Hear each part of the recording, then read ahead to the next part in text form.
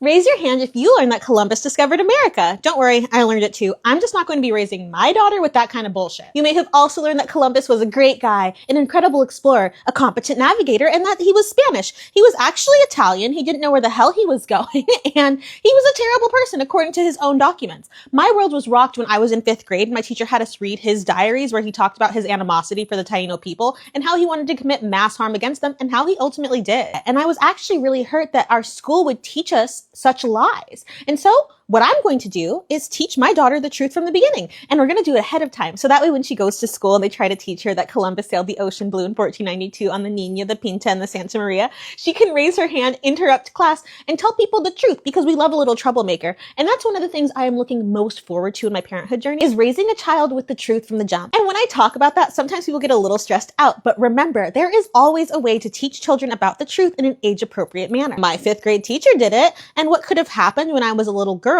was not learning that historical mythology to begin with, not celebrating Columbus Day to begin with, instead celebrating Indigenous Peoples Day and honoring the Taino people and learning about them. In fact, there's a book called History Smashers, Christopher Columbus and the Taino People, that's written by a Taino author that talks about the truth of what happened when Christopher Columbus came to the Americas and how he didn't discover anything. There are so many resources out there. Take The History of We by Nicholas Smith that talks about our shared collective history, how it began in Africa, and how it's something that we should all be proud of.